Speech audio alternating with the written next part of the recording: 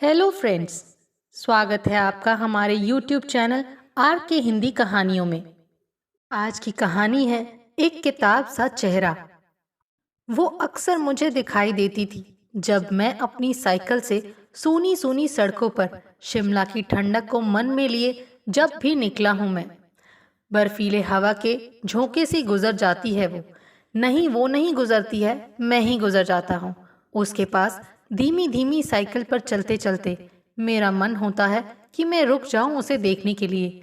कभी तो ऐसा भी लगा कि साइकिल पर ही रुक कर पलट कर देख लूं, पर शायद ये लुच्चापन लगेगा। वो मुझे लोफर या बदमाश भी समझ सकती है। मैं नहीं कहलाना चाहता बदमाश उसकी नज़रों में, इसीलिए सीधा ही चला जाता हूँ, मन में कसक लिए उसे अच्छी तरह देखने की। वो मुझे आजकल की लड़कियों सी नहीं दिखती थी। अगर तुम पूछोगे कि आजकल की लड़कियां, तो मैं बिल्कुल पसंद नहीं करूँगा। आजकल की लड़कियों को पसंद करता भी नहीं। क्यों? एक फूहड़पन सा झलकता है इन लड़कियों में। अजीब सा चेहरा बनाकर बात करना, सेल्फी खींच खींच कर चेहरे और विशेषकर होठों को सिकोड़े रहने की आदत की शिकार नहीं, बीमार कहिए बीमार हो गई हैं आज की लड़कियां। पहनावा सोचते ही उबकाई आने लगती है। मुझे जीरो साइज के पागलपन में पागल लड़कियां अपने शरीर की गोलाइयों को पूरा सपाट बना देती हैं। इससे जो आकर्षण होना चाहिए वो बचता ही नहीं।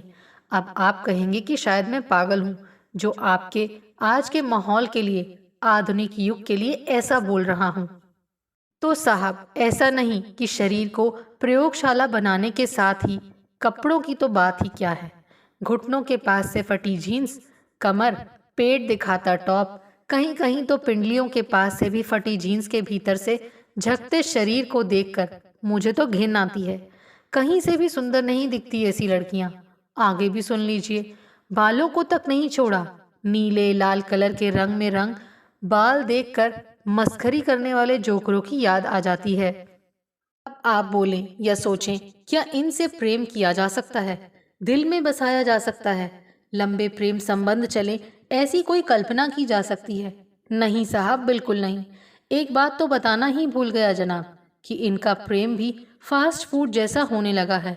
विश्वास ही नहीं होता, ये कितनों के साथ एक साथ प्रेम करती हैं। एक से ब्रेकअप हुआ तो दूसरा रेडी है, दूसरे के साथ ब्रेकअप हुआ तो तीसरा तैयार है। नुक्कड़ पर फोन करने की देर है। अब ऐसे फास्ट फूड के जमाने में कोई शीतल झरने सी लड़की, जी हाँ लड़की, दिख जाए तो मन बावला हो उठता है। मेरा भी मन बावला हो उठा उस लड़की को देखकर। घर पर जाकर मैंने प्रण किया, अब तो मैं कुछ दिनों में उस लड़की से जरूर जरूर बात करूंगा। मैं शिमला की ठंडक को मन में संजोए सो गया।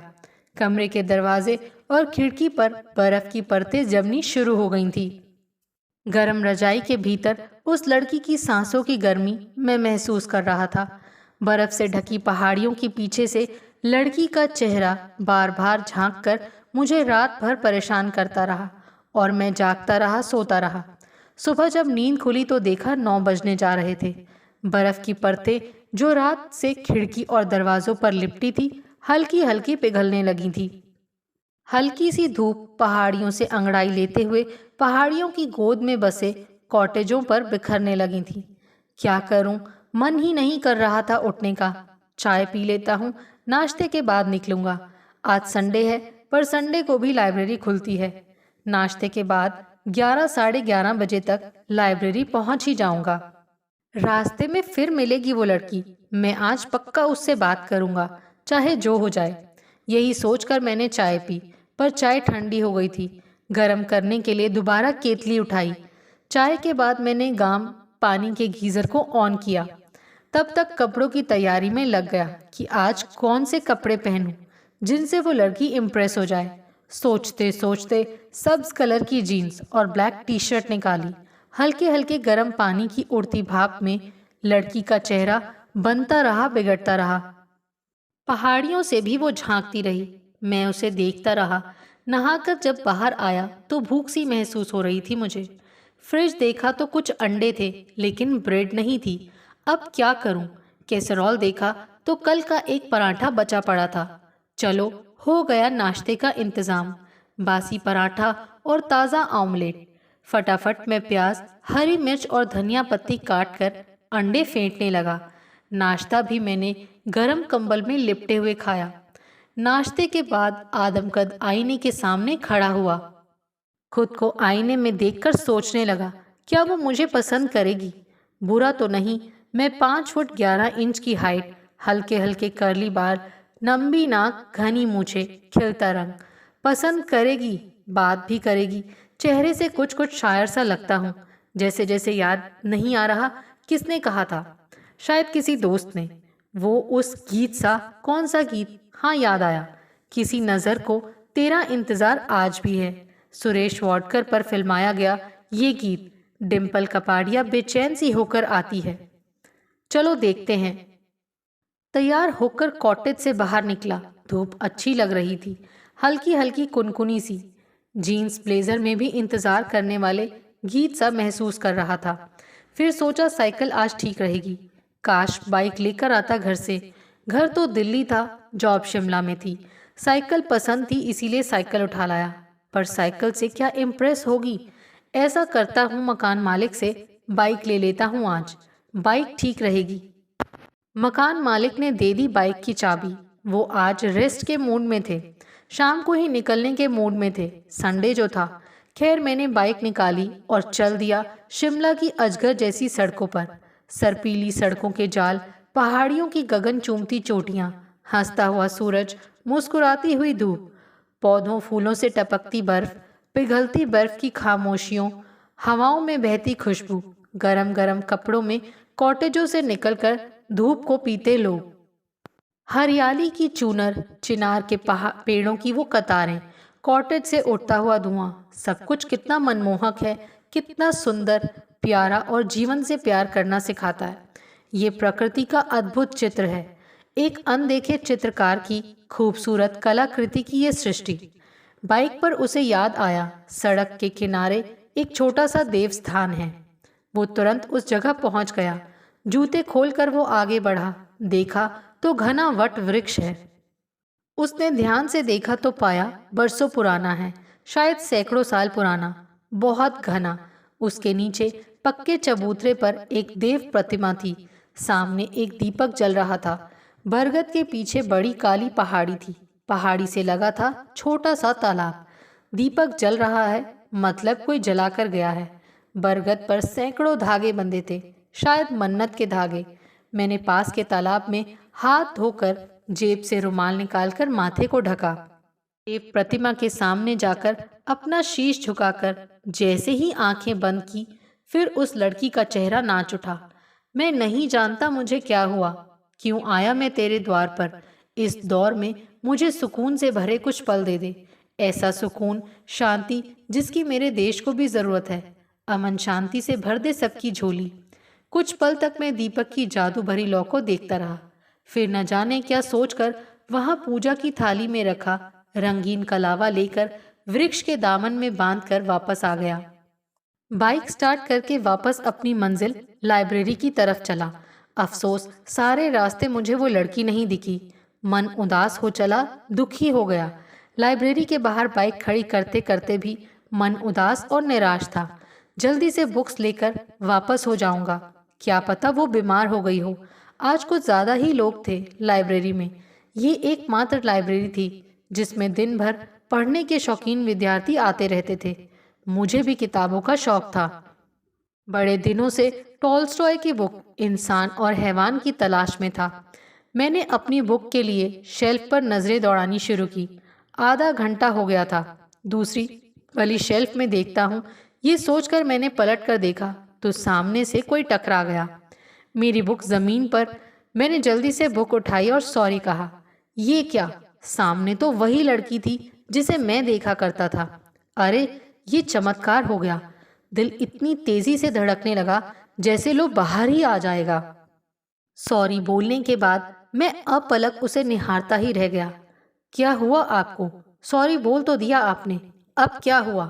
लड़की की आवाज मेरे कानों तक पहुंची। जी हाँ, वो मैं थोड़ा जल्दी में था, मैंने अपनी धड़कनों पर काबू पाने की कोशिश करते हुए कहा। कोई बात नहीं, देख लिया आपने? लड़की बोली। जी देखी तो, लेकिन उस शेल्फ में तो नहीं मिली। इसे मैं देख लेता हूँ। कौन सी बुक है? वो पूछने लगी।